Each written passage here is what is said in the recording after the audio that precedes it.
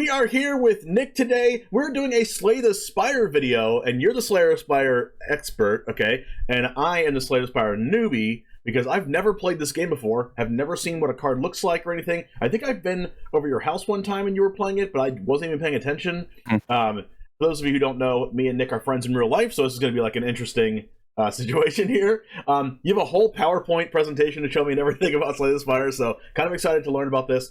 But so you can tell everybody how much card game experience do you have.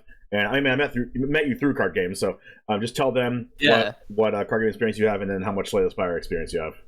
Okay. I'm mostly a Yu-Gi-Oh player, I guess, and not like an amazing one or anything. A lot of like locals grinding for like the last 10 years or so, off and on. Not a whole lot of like big event experience. But yeah, mostly just and then, like dabbled in other games. And let me see. I've been playing Slay the Spire, I guess, since it came out. I think this game has like a shocking amount of depth for like a deck builder. And I think there've been a lot of clones over the years, but like nothing to me has really come close to being as good as the original. So I feel like out of all these games, I keep coming back to it. So yeah, I think it'd be a really cool thing to just go through a couple of these cards. So is this just like the roguelike before all roguelikes, has like everything like copies this basically? No. So I mean, like as far as roguelikes, like those types of games have been around forever, right? But sort of like marrying like the deck builder genre of game with like roguelikes, I think this is at least the first one that I know of, and it's definitely the first one that got really, really popular. So this is the Magic the Gathering of deck builder roguelikes. Yeah. That's probably a good way to put it. Yeah, there've been a lot of clones over the years, but like people keep coming back to this one. And I don't think there's ever been a better time to get into it, right? Because like they just launched the trailer for the sequel, just came out. They just launched like a board game. So there's a lot of hype around it right now. Okay, well, without further ado, let's go ahead and get into the slides here, and I'll try to put as many slides that are relevant as possible. I mean, of course, they're all relevant. I don't know if I'm going to put the slides over here or if I'm going to just put the cards over here, but let's get started. Yeah, so I just wanted to give you a quick intro into the game, because it's a little different from like a TCG. So just probably a couple minutes. Maybe we could find a timestamp for anybody who's like played the game before to skip this part. Sure. But yeah, we can just go over a couple things, right? Okay. So this first slide, we already talked about it, right? It's a deck building roguelike. So you start with a pre-built deck. As you progress through the game, you add cards, you remove cards. This game has an upgrade mechanic, so when we go over the actual card evaluations, I'll show you the base card, and then I'll show you the upgraded version of the card. The way the game sort of flows is you start sort of at the bottom of this little map, and you can see I have that circled with like the oval. Mm-hmm. And then you sort of pick your path up through the floors. Some floors are like combat encounters. The combat encounters is where you actually like play the card. That's the card game mechanics. Mm-hmm. There's some random encounters and things like that we won't talk about. And then the little campfire that I have circled here is like another node. That's where you can upgrade cards. So you can't upgrade like every card in your deck. You have to sort of be selective about which cards you give upgrades to and which ones you pass on. So when we're talking about card evaluations, one thing to consider is like the base version of the card, the upgraded version of the card, and also if it's worth it giving an upgrade slot to this card versus another card, if that makes sense. Yeah, that makes sense. Yeah, cool. Yeah. So if we go on to the next slide, this is just a screenshot I grabbed from like not Steam, but like some other like promotional thing for the game. Just a couple things I want to go over. The actual turn by turn of the game follows basically every other deck builder. If you've played, I mean, like there's a million of them, but so like you have energy is basically your mana in the bottom left. You start with 3 energy every turn. There's ways to increase that, but it's rare. For the most part, you can expect to have 3 to 4 mana a turn from the start of a run to the end of a run. The actual cards themselves are pretty straightforward. Your character has a health bar. Your health bar is like persistent throughout the entire run. There's ways to heal, but like if you take damage, that's like damage that sticks with you from like fight to fight. So it's kind of like going through the Elite The Four enemies on the right will attack you, right? So you play all your cards out. Some of your cards generate block, some of your cards do damage, some of your cards do other things like give effects to enemies. When you press end turn, all the cards in your hand will get discarded into your discard pile, and you'll draw 5 cards at the start of the next turn. Jesus. So you don't keep your hand from turn to turn. Yeah. It's always very interesting when games do that. Like, this game does it. I think Duel Links does it. I think, and also, Flesh and Blood does that. And it's always interesting when a game does that. So it's like you don't really have to manage your resources, except for like you have to manage your deck resources if your deck's going to run out by you drawing more cards or whatever. You're never like going to end the turn with 2 cards in your hand, and you have to start the next turn with like a draw for turn with 3 cards in hand. Like you never have to like really think about that. Yeah, it totally changes your deck building philosophy because you cycle through cards so much faster. Right. Like if you have a card in deck, you're definitely going to see it. You know. Right. Yeah, and so just talking about, if we go on to the next slide, this is your starter deck, right? Because you'll start with like a starter deck of cards that is preset. Yep. So this is the first couple cards we'll take a look at. I'll give you a freebie. Strike and Defend, the 2 in the top, are basically considered like the worst cards in the game. So everything will be an upgrade from these, at least. And generally, Strike is considered a little bit worse than Defend, but that's whatever. So yeah, you start with 5 copies of Strike, 5 copies of Defend, 1 copy of this card Neutralize, and 1 copy of this card Survivor. Just to be clear, there are 4 characters in the game. Each character has its own color pool of cards. Okay. We're looking at the character called the Silent, which is the green color pool. They don't correlate super well to like your normal Magic colors. Maybe a little bit, red and green. But they're all pretty distinct. So all the cards we're looking at today will be green cards. Okay. Yeah. So these are the starter deck cards. So you always start with these 12 when you play is like the green character. Okay, so the deck is always 12 cards. Yeah, your starter deck is always going to be 12 cards. Okay. There are some ways to remove cards. Yeah, they're really tiny. You cycle through it in like 2 or 3 turns, right? And like I said, when you would deck out, all of your discarded cards just go back into they shuffle back into your deck, and you just keep drawing. Oh, wow. Okay. So there's no like actual deck out mechanic. Yeah, that's pretty cool. And then one more slide. This is the card reward screen. So after you finish a combat encounter, every combat in the game, you'll get shown 3 cards. You can either pick a card to add to your deck or skip, right? Generally, like skip is a pretty viable option, especially as you like progress more through a run and you have like a more well-constructed engine. You don't want to like clog your deck with cards that you don't necessarily need. Mm-hmm. So yeah, this is how you add cards to your deck. And there's some like ways to remove cards, but we won't talk too much about that today. Cool. And then the last little note I wanted to talk about, because this is like in the Slay the Spire community. This is on the next little slide. Yep. There's this like noob trap, I guess, of calling cards good and bad, where it's like it's not like a constructed format where you can say, okay, this card definitely isn't worth playing in any situation. This is much closer to a draft where you don't necessarily get control over the cards that you'll be shown.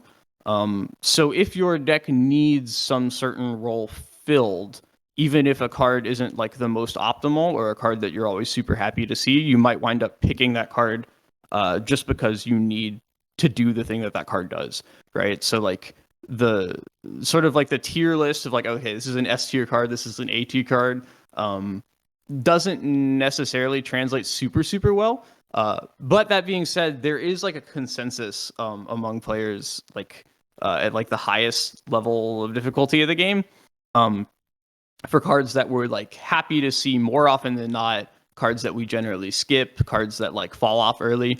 So sort of like the consensus way to talk about cards if we're using like good, mid, and bad is like a good card is a card that like you can pick it at any point, like from the beginning of the game to the end of the game. It won't generally fall off. You're normally happy to see it whenever you see it in the draft, mm-hmm. right? Mid cards can be like situationally good, like they depend on the deck, or they're cards that are useful for a certain part of the run, but like not over the course of the whole run. Like they start off being stronger and then they fall off towards the end game. Right. And then a bad card is a card that like it's really specific when you would pick it. You would generally just tend to skip it.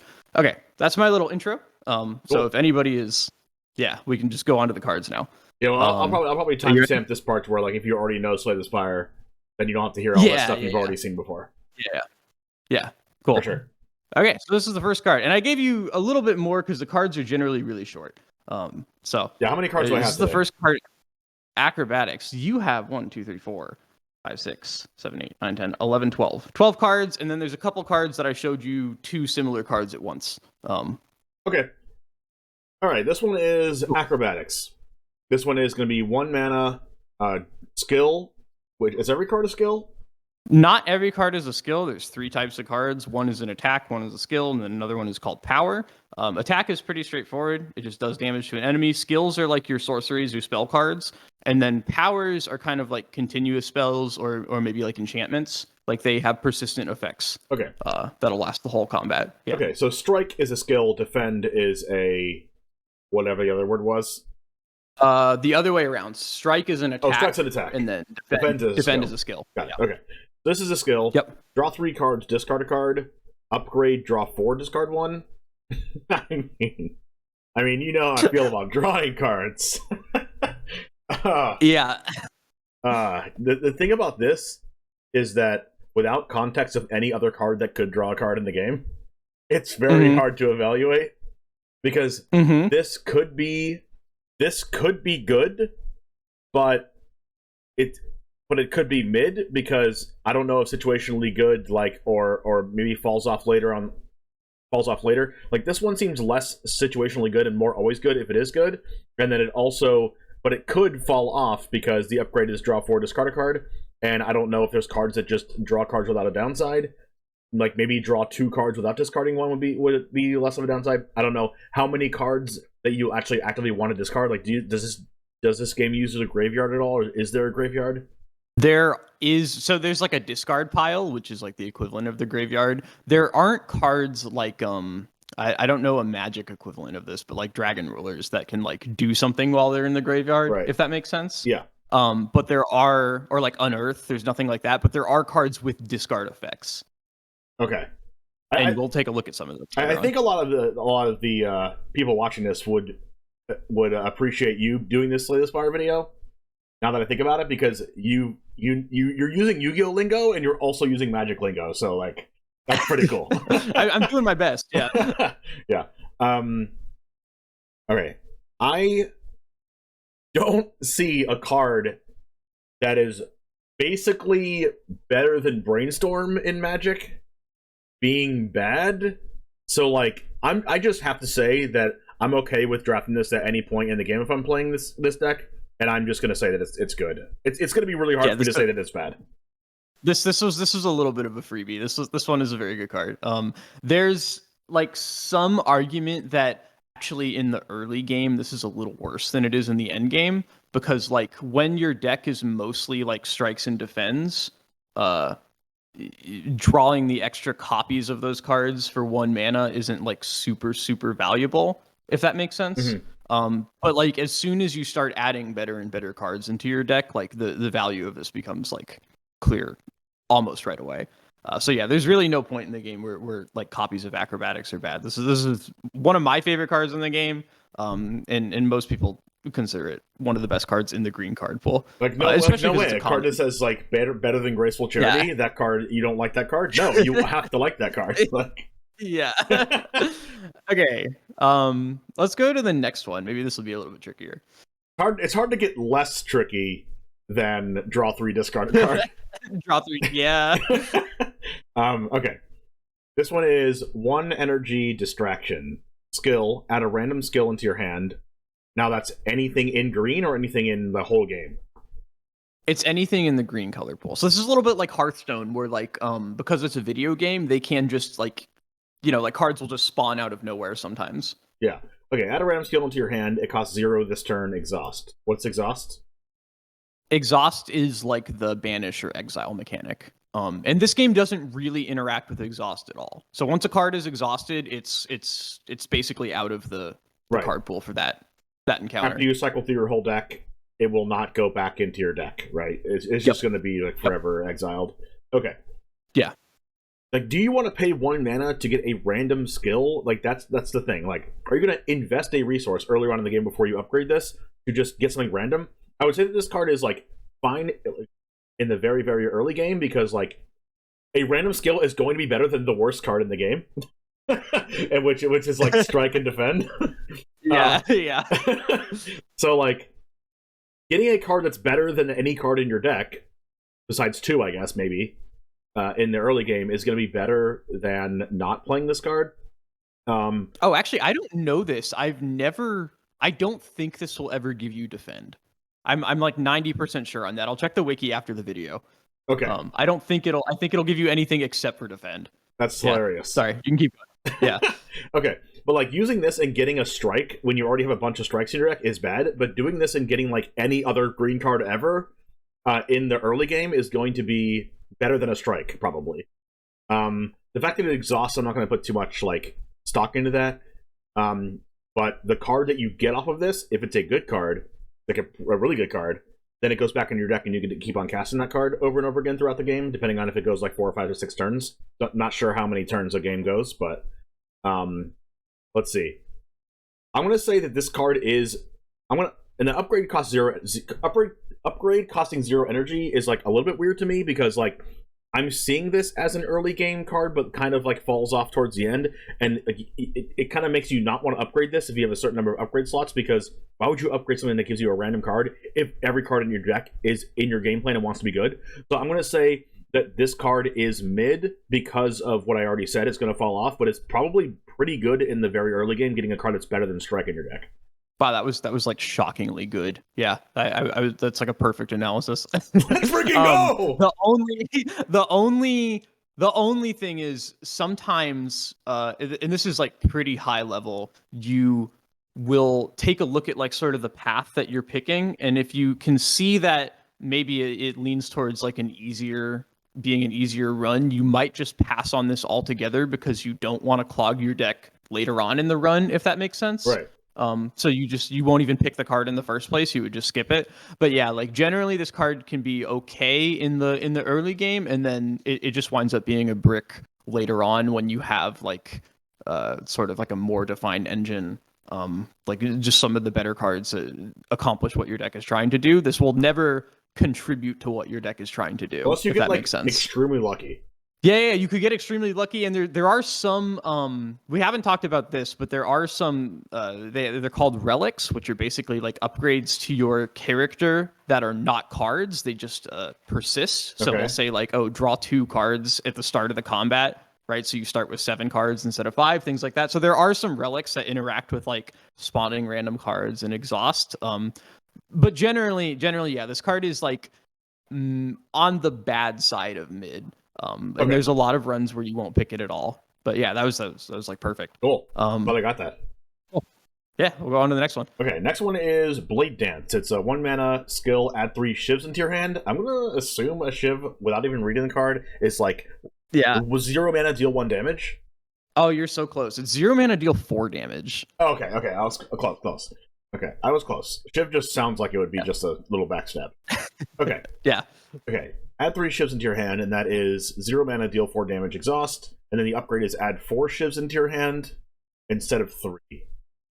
Mm-hmm. Let's see. I mean, Strike is a bad card, and that is 1 mana, deal 6 damage. Healing 4 is a worse card than that, but you get 3 of them. Now, are there cards in this game that reward you from casting multiple spells in a turn? Yes, there are, and we'll take a look at some of those too.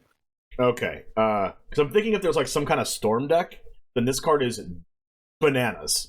If you get actually rewarded for casting more spells in a turn, like, oh, if you cast 5 spells in a turn, you like, which is like ungodly because you only have 3 mana. Which is like, oh, how are you gonna do that? Oh, Blade Dance. It casts this and shiv, and then you can like, do some crazy effect. If there is a card like that, or a lot of ways that there is a deck building thing that lets you cast multiple spells in a turn, the fact that it's 1 mana, not 6 damage, it's 1 mana for 9 damage, which is like pretty good. 12.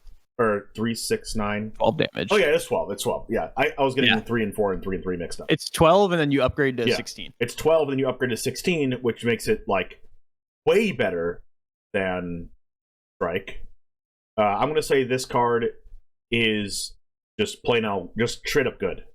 Yeah, this is a straight up good card. Okay. And then so the main thing too about it is like shivs are real cards. They exhaust themselves so they don't clog your deck after you've played them. But like in terms of raw card advantage, the unupgraded Blade Dance is just a +2, right? So like if you have like a copy of Acrobatics and you don't want to discard anything in your hand, you can just pitch a shiv. You know what I mean? So cool. Yeah, so just like having it spawn 2 cards into your hand that like that are basically just tokens is really, really crazy. There's a lot of cool things you can do with this card. Yeah, that's what I was thinking. I was like, this card's like probably bananas if you just can benefit from casting more spells in a turn, or just like it basically draws 3. Yeah, this card's really, really cool. So now we'll take a look at the next card. Okay, Finisher. Finish him. Different game. All right, 1 mana attack. 1 mana attack. This is the first attack I'm looking at, I guess, besides... Wait. I guess besides... Yeah, it is. Yeah, because Blade Dance is not an attack. Besides, like, a Shiv, I guess. No, the Shivs are. A Shiv and Strike. All right, attack. Deal 6 damage for each attack played this turn. Okay. Shiv plus Finisher. Does that just, like, win the game? Let's see. And then the upgrade is deal... It's pretty good. The deal is... Upgrade is deal 8 damage for each attack played this turn. Okay, so on turn 2, you have 2 mana. You go. No, so actually, sorry, you don't ramp like 1, 2, 3. You just always have 3 mana. Oh, wow. Yeah. Wow. Okay, so on turn 1 of the game, you go Blade Dance, add 3 shivs, Shiv, Shiv, Shiv, Finisher, or Shiv, Shiv, Shiv, one other 1 mana attack, or like another finisher. Jesus Christ, I didn't even think about that. Yeah, it's stacks. Shiv, Shiv, Shiv, 12 damage. Finisher, 6, 12, 18 damage. That's 30 already. And then another finisher. And finisher is an attack itself. So that's like, wow. 40, is that 50 damage? 18, 40, 58 damage? Wait, am I counting that right? 48 damage. That's like insane. How much health does these things have? I'm gonna look back at a different slide. How much health do these people have? So, there's like 400 health. Yeah, when you get in the early game, the enemy healths are like less than 50. And then towards the middle game, they get to be around 100. And then the end game, you get to like the 400 or 500 up to 750-ish range. The upgrades deal 8 damage, so that's really, really good. The problem is, if this card is in your hand and you don't have a Blade Dance, I don't know how good it would be. 6 damage for each attack. You could use this as the last attack if you don't have Blade Dance and go like 1 mana. Let's see if a card is better than Strike. It would be like 1 mana deal 10 or something, and then like another deal 10, and then like a finisher would be another 12 on top of it. If you have a non-upgraded finisher, which is way worse, but like you wouldn't even choose to play this card if you didn't already have Blade Dance in your deck. I don't think. But I'm gonna say that this card is like pretty medium in the early game, but you want it in the late game if you're going to build a Blade Dance deck, because it's probably one of the best, cringe when I say this, finishers in the game. Seeing no other cards that do like this much damage, I mean, I'm just gonna say that it's good. I'm gonna say that you don't really want it if you see it in your discover 3 cards before you see Blade Dance. You'll just discard this off of your acrobatics like every time until you get the Blade Dances. But like, I'm gonna say at the end of the game, you do want this card. Yeah, so this is the first one where I don't think I agree. I think the consensus among like some of the top players, like some of the streamers, is a little bit different. Okay. You are right that like this card is the best card with Blade Dance. And if you see it with Blade Dance, it's usually like an auto include, especially in the early game. Because like you said, like in the early game, if you're doing like so much damage off of like 2 mana, that's like really, really strong. The problem is when you get to the late game where the enemy health pools are so large, right? you're talking like 400 or 500 health, right? Just like that 2-card combo doesn't really do enough, and you still only have like 3 to 4 energy per turn. So like you can't really afford to be spending mana on cards that are only going to do like an eighth of the enemy's health pool, if that makes sense.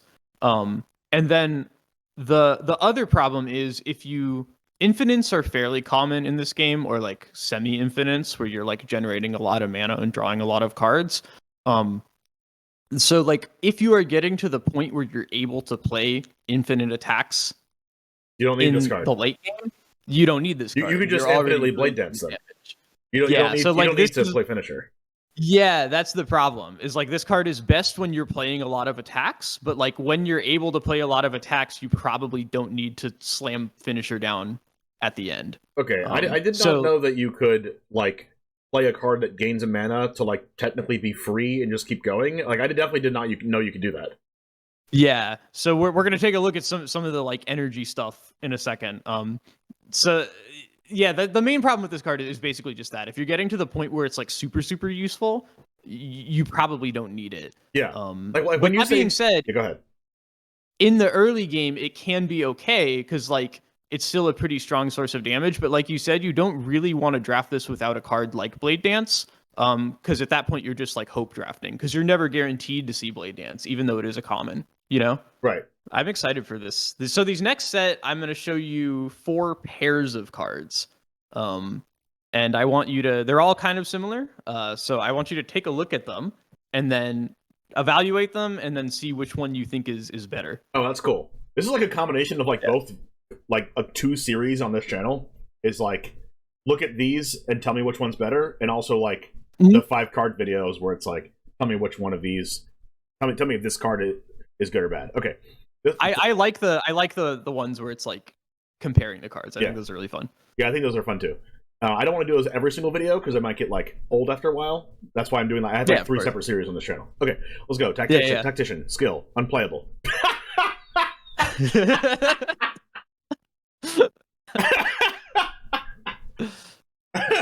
All right, that's unplayable. All right, reflex. No, I'm just kidding. Tactician, skill, unplayable. If this card is discarded from your hand, gain energy. Okay, so you can't actually play this card. You're supposed to discard it with acrobatics, and then you gain energy back. Okay, or whatever other way. Upgrade, gain 2 energy. Jesus. Okay, reflex, unplayable. If this card, the fact that it says unplayable is so funny. Like, I don't know if you saw the irony there when you were putting this together. No, of course. It's so funny. Yeah. Okay. Yeah. If this card is discarded from your hand, draw 2. You're asking me which one's better? Upgrade, draw 3 cards. Yeah. Oh my god, they're both so. What? I like these. These are some of my favorite cards. Is one of these clearly bad and one of these clearly good, or are they both good and I have to see which one's actually better? I can tell. I mean, they're both pretty good. I'll give you that. I'll just stop there. Yeah. Okay. I play acrobatics. I draw 3. I discard a card. If I discard reflex, I draw 2 or 3. You're not getting any energy back. You're using energy. And then at some point, you're kind of hoping to draw a tactician. The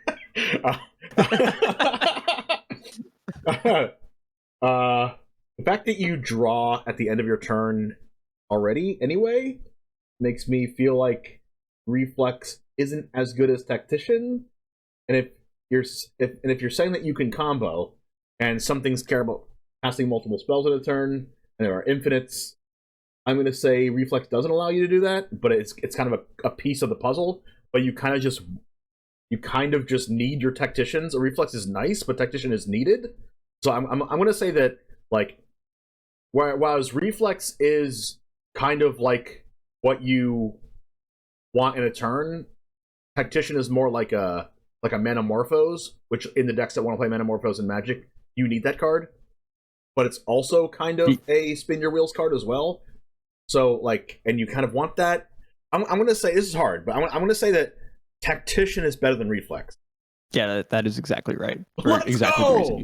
Let's go! Tactician is the main infinite enabler in the green card pool. There's a lot of, like, I'm not showing you this card because I think it's just too easy. There's a 0 mana, discard your whole hand, draw that many cards, like a card destruction.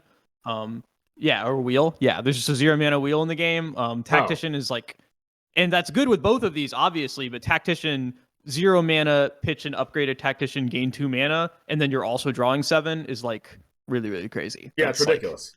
Like, this game is becoming more like Yugioh than I thought it was.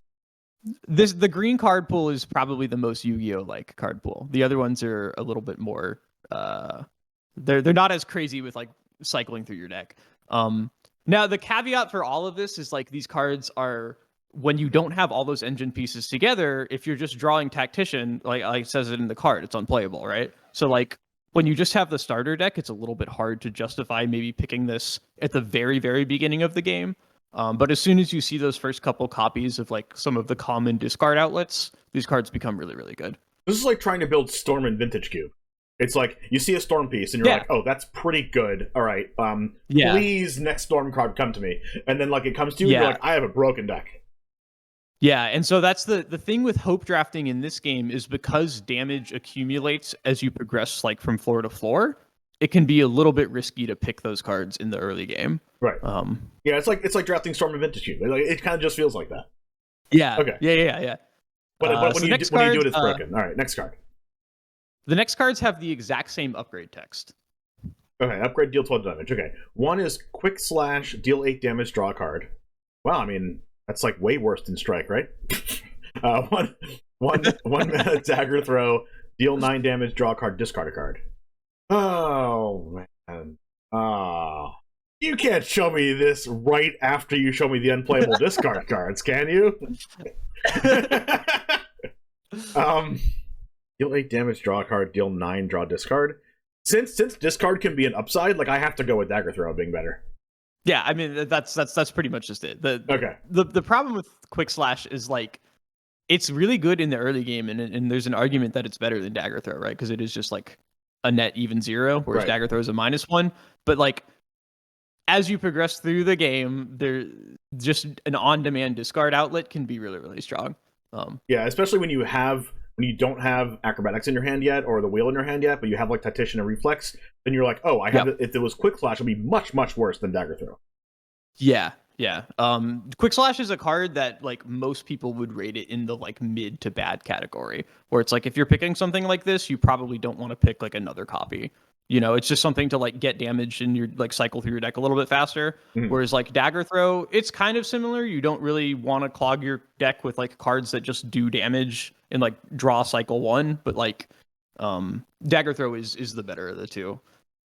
Okay, the next cards are fun. Nice. These have like Magic the Gathering names. There is literally a Magic card called like Doppelganger. Yeah, I think these are both Magic cards. Yeah. Let's see. Doppelganger also has an X at its cost, which is kind of crazy in actual Magic. Doppelganger, next turn, Doppelganger skill, next turn, draw X cards and gain X mana, exhaust. Oh, next turn. Mm-hmm. Oh, that's really interesting. Upgrade is X+1. Oh, wow. This is like you set up with Doppelganger and then you win the game. And then Nightmare is 3 mana, skill, choose a card. Wait, choose a card in play or like in the game? That means choose a card in your hand. In there, okay. Next turn, add 3 copies of it in your hand. Oh my god. And this is another one of those cards like Blade Dance where it just spawns them in. Wow. Upgrade costs 2 energy instead of 3. So you have to. Both of these cards are setup cards. Yes. Okay. Oh wow. This is hard. This is actually hard because Doppelganger gives you more mana in the next turn, and you gain mana. I said that wrong. It gives you more mana and you draw cards. So let's say next turn, like at the end of the turn, you discard your hand, draw 5 or whatever, or draw up to 5, whatever it is. Discard hand, draw 5, or draw up to 5 on your end. At the end of your turn. So the hand size limit is 10. You can't keep drawing after you've hit 10 cards. But you'll draw 5, and then if you play Doppelganger for 2, you'll just draw an extra 2. Huh. I'm gonna say like the example that you just gave. If you like in the example you just gave, Nightmare is like much better than Doppelganger. But if you only have if you have like less cards in your hand, if you have 2 cards in your hand, I think doubling the number of cards in your hand is really good. Like adding 2 or 3 cards when you only have 2 or 3 cards, but you draw up to 5. You draw 5 cards anyway, and copying the cards in your hand, especially if you're cycling through mana and gaining extra mana with your cards anyway, especially if you have like an upgraded Tactician in your deck anyway, which you would normally have with Nightmare. Like, say you use Nightmare and you add like three Tacticians to your hand, and then you have a wheel in your hand already. Like, that's absolutely like ludicrously good. But the fact that you already have to have the card in your hand is interesting. But there's so many cards in your hand in this game. It's not like Yu-Gi-Oh where you like only have 5, and you can go up to 6. Whereas Doppelganger, it seems like it's a lot to set up, and the setup isn't as good as Nightmare can be. I have to say Nightmare's better. How would you rate these cards? I would say the good, mid, bad scale. Okay. I would say that you didn't have anything in there that's like you don't want this in the early game, but you do want it in your final deck. Would that be a mid card, or would that be a good card? You don't want it in the early game, but you want it in your final deck.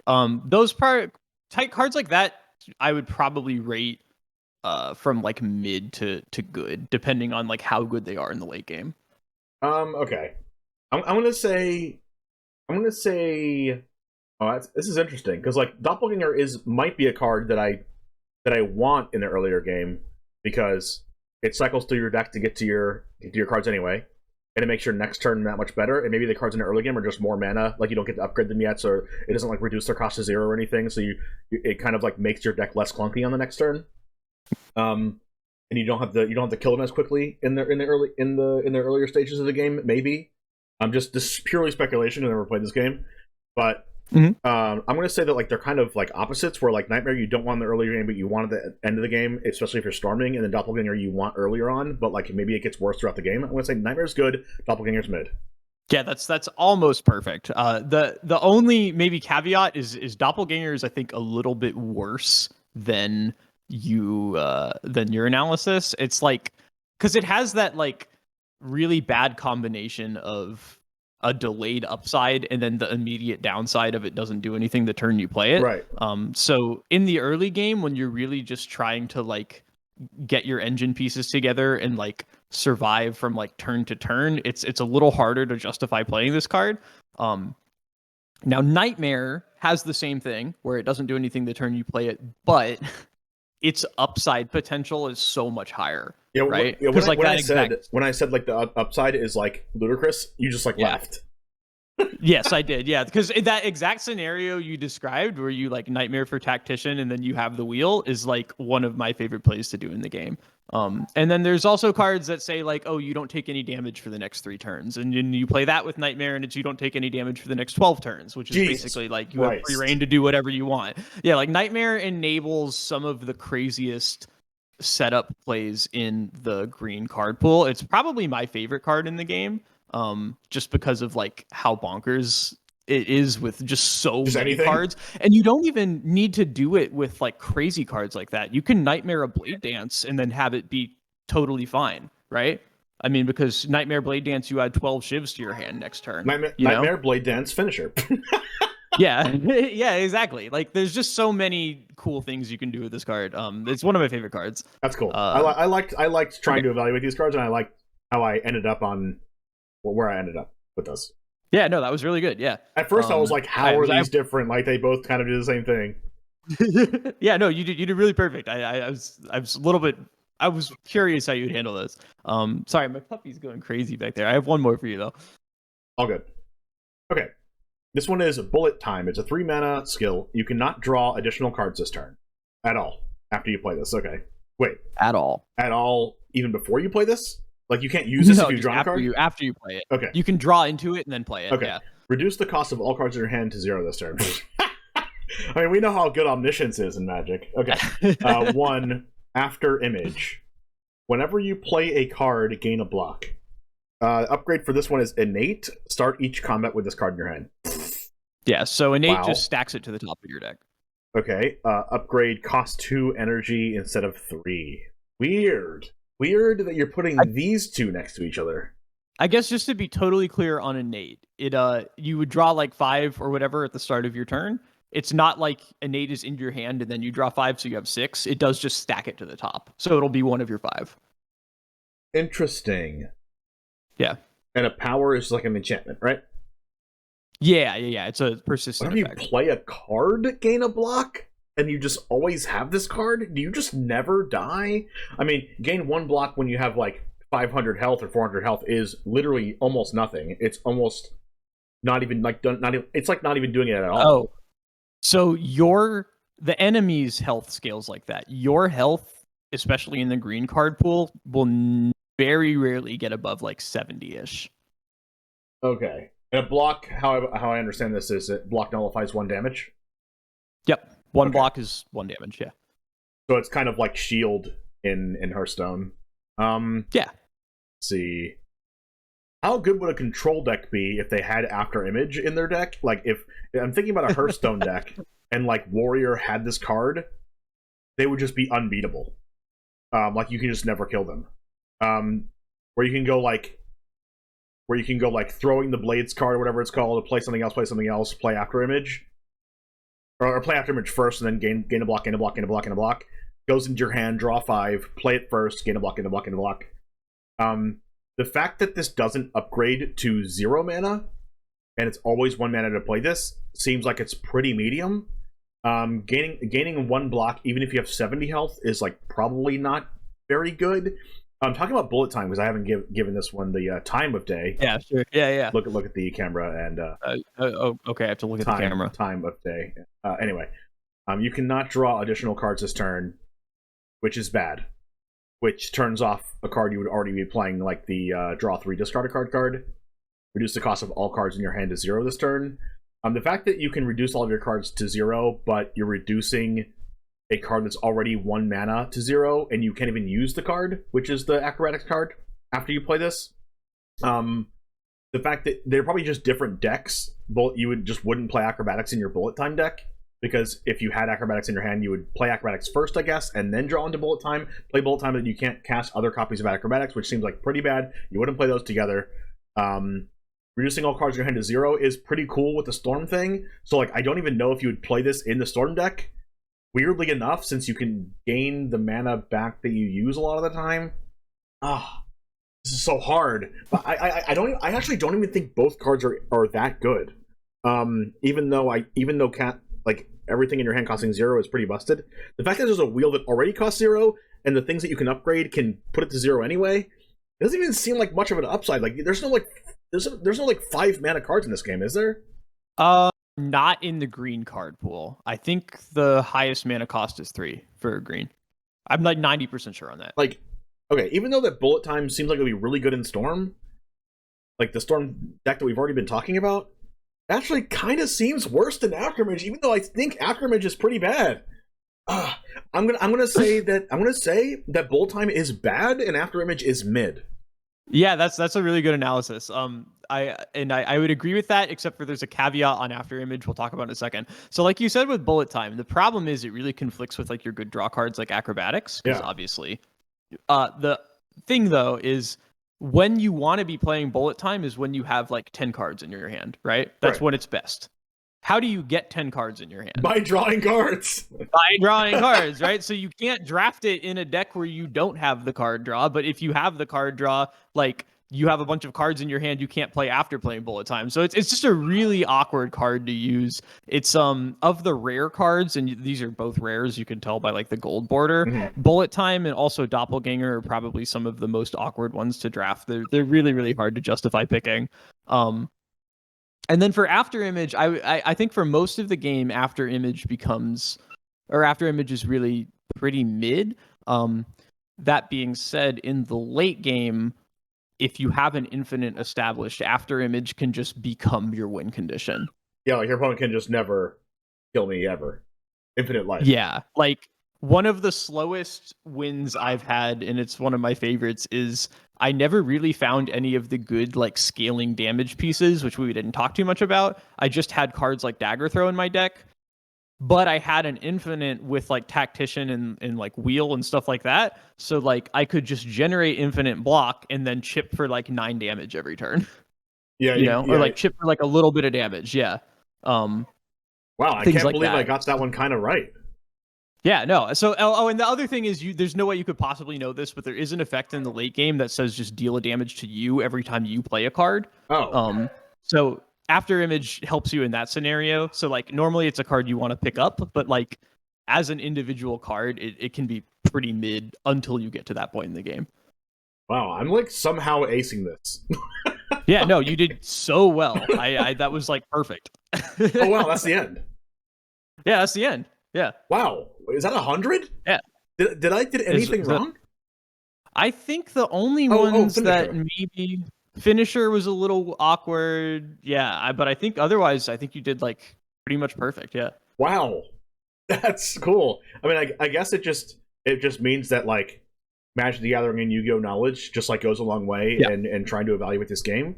And if you like Magic and Yu-Gi-Oh, you'd probably like this game.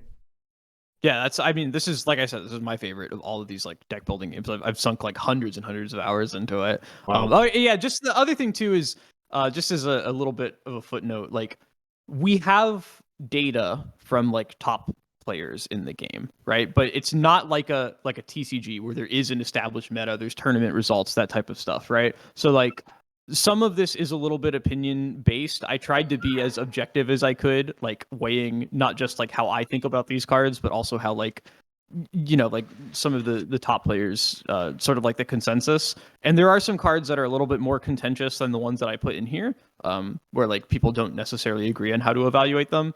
But yeah, as far as like what we talked about, you did super well. That's crazy. Okay, did I? I mean, I guess I surpassed your expectation. But like, how did you like think I was going to evaluate like some of these? Do you think I was going to go 50-50, or like I was going to be like totally blindsided? Yeah, I mean, I thought some of the cards, maybe like Bullet Time, would be a little bit of a tricky one. I thought Finisher would probably be a little bit tricky. Just like I was wondering how you would do on like Distraction with like, oh, you can upgrade it for 0 mana, so maybe just having a card that you can always play is like always good no matter what. But yeah, no, I mean, you did really well. Yeah, that's cool. Well, I mean, for what it's worth, I did like a lot of these cards and like the play pattern of it because I'm a Yu-Gi-Oh player too, so I have a combo in me somewhere. I have the combo. Yeah, exactly. No, yeah. Green is the most fun color pool for me because like it is the like combo. All of the colors have like interesting combos, obviously. But like green is the one I feel like where you go craziest with like cycling through your deck and like effects that get value off of cycling through your deck. Like this is the game you play when nobody wants to play test Yu-Gi-Oh with you. Like you just play this and then just play Yu-Gi-Oh with yourself. There was a period for like a year where like the first thing I would do in the morning to like wake myself up was play like just a run of Slay the Spire. Wow. That's like me saying like, oh, in the morning when I wake up to get me going, I have a coffee and I go through a dungeon in Skyrim. Yeah, I'd have a coffee and yeah, exactly. I just got to get that dungeon crawl in me. Okay, so now my question for you. Okay. After this, do you think you would try this game? Yeah, 100%. Yeah, I would for sure. Do you think you'd try this game on the channel? Ooh. Wait, try it on the channel. Like play Slay the Spire. Like that's my challenge YouTube to video. You. Is boot up Slay the Spire and play a run of the game blind on the channel. I think that would be so much fun. Ooh. I mean, I think that would be fun too. I don't know. If you would like to, okay, I'm gonna put this out into the YouTube Aetherverse, right? I don't know if Aetherverse is a word, but it sounds like it's a cool word. If you would like me to play a Slay the Spire video here on the channel, or maybe even like a exclusive Patreon video or something, or maybe even just on the channel, put it down in the comments. Let me know. Hey, James, I want you to play Slay the Spire, and I'll do it. Okay. If I get, let's see, do I put like a number on it? How many comments I have to get about this? Yeah, you got to put a number on it. Yeah, you have to. If we get, what's a good number? 100. If we get 100 comments on this video saying I want you to play Slay the Spire, or I want James to play Slay the Spire, however you want to say it, it's got to say something about me playing Slay the Spire in it. 100 comments, I will do a video of Slay the Spire on the channel. Okay, yeah. Sounds cool. And you guys got to get to work. And W-Dog, by the way. Also, got to plug this at the end. If you do want to be in a video yourself as well, just like Nick, you can subscribe to the Patreon down in the description below. You can see the link. Also, you can click the other link to Prodigy Games, where you can use code TheOneJame at the link down in the description below, and you can get 5% off of literally anything in the store. Thank you once again, Nick, for showing me this game. First time I've ever seen it, and I did way better than I thought I was going to. Yeah, that was great. We'll see you again next time. Thanks for hanging out, and as always, peace. Yeah, thanks for having me.